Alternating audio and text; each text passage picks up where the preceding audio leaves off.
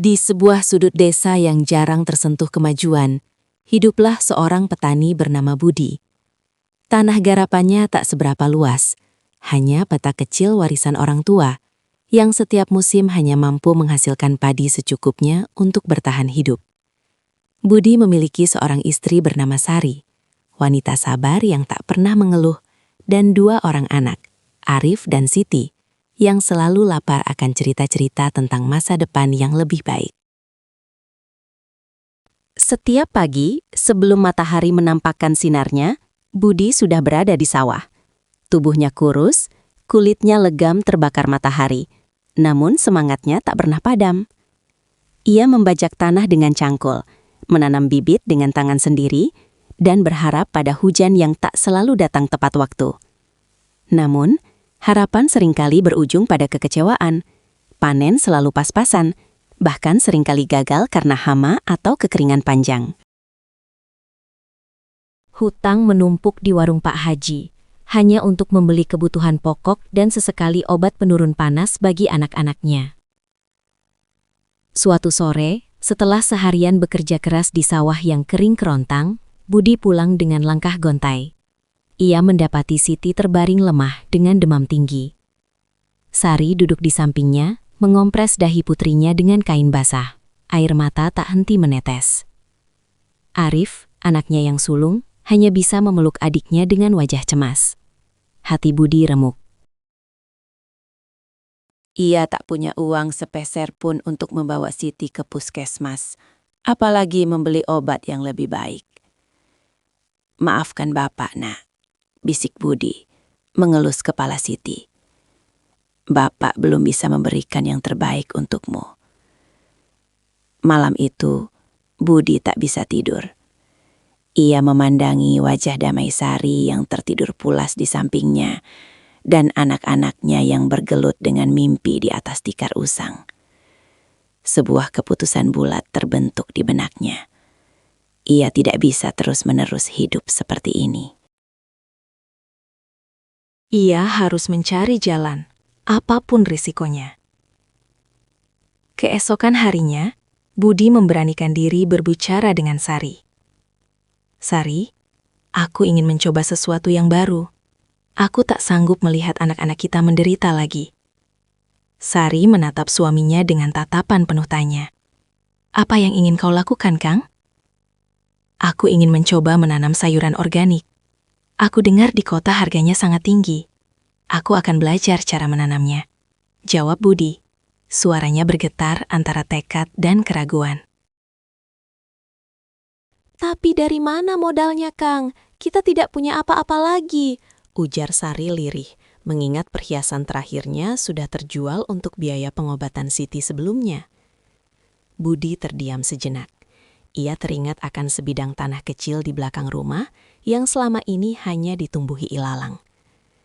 "Aku akan membersihkannya, dan kita akan mulai dari sana. Untuk bibit dan pupuk awal, aku akan menjual cincin peninggalan ibu. Itu satu-satunya yang tersisa." Sari terkejut. Cincin itu adalah kenangan terakhir dari ibu mertuanya, sesuatu yang sangat berharga bagi Budi. Namun, melihat tekad di mata suaminya, ia akhirnya mengangguk pelan. "Baiklah, Kang. Aku percaya padamu."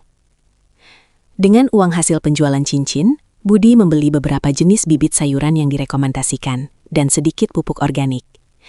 Ia juga membeli beberapa buku bekas tentang pertanian modern dan berkelanjutan dari pasar loak di kota. Setiap malam, setelah lelah bekerja di sawah utama, ia membaca buku-buku itu di bawah cahaya lampu minyak, mempelajari tentang kualitas tanah, rotasi tanaman, dan cara membuat kompos alami. Para tetangga mulai berbisik, "Budi sudah gila, menanam sayuran di belakang rumah, mana mungkin bisa kaya. Lihat saja, sebentar lagi pasti menyerah." Namun, Budi tak peduli. Ia terus bekerja, membersihkan lahan, menggemburkan tanah, dan menanam bibit-bibit kecil dengan penuh harapan. Sari dan anak-anaknya ikut membantu, menyiram tanaman dan membersihkan gulma. Minggu-minggu berlalu. Tanaman sayuran Budi tumbuh, tetapi tidak secepat dan sesubur yang ia harapkan. Beberapa bibit mati, diserang hama yang tak ia kenali. Hatinya sempat menciut. Ia merasa putus asa. Mungkin mereka benar, Sari. Aku tidak ditakdirkan untuk berhasil, keluhnya suatu malam.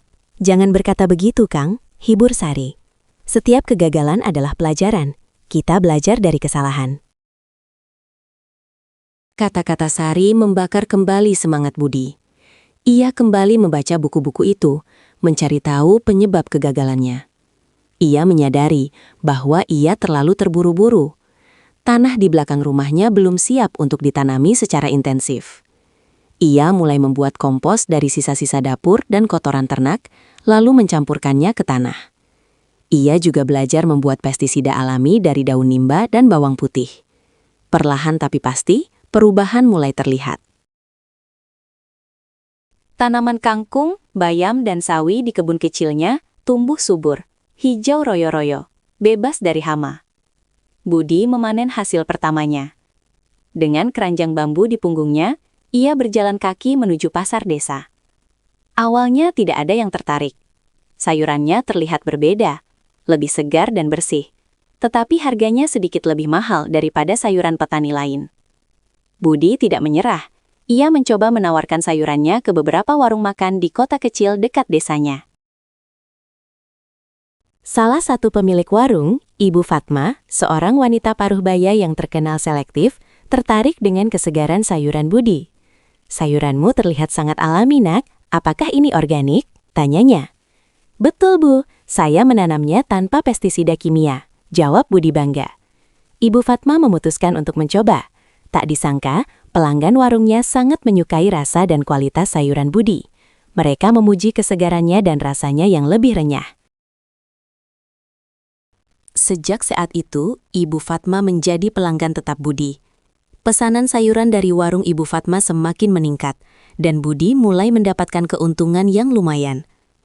Dari keuntungan itu, Budi tidak serta-merta menghabiskannya. Ia menginvestasikannya kembali. Ia membeli lebih banyak bibit, memperbaiki sistem pengairan sederhana di kebunnya, dan mulai memperluas lahan di belakang rumah. Ia juga mulai menanam jenis sayuran lain yang memiliki nilai jual tinggi, seperti selada hidroponik dan tomat ceri. Ia terus belajar, mencoba hal-hal baru, dan tidak takut gagal. Keberhasilan Budi mulai menarik perhatian tetangga. Mereka yang dulu mencibir, kini mulai bertanya-tanya. "Budi, bagaimana caramu membuat sayuranmu begitu subur? Apa rahasiamu, Nak?" Budi dengan rendah hati berbagi ilmunya. Ia mengajarkan tentang pentingnya kesehatan tanah, cara membuat kompos, dan penggunaan pestisida alami. Awalnya, hanya beberapa petani yang tertarik. Namun, setelah melihat hasil nyata di kebun Budi, semakin banyak petani yang datang meminta bimbingan. Budi kemudian menginisiasi pembentukan kelompok tani Mekarjaya sesuai dengan nama desanya. Ia menjadi ketua dan membimbing para anggotanya untuk beralih ke pertanian organik dan berkelanjutan.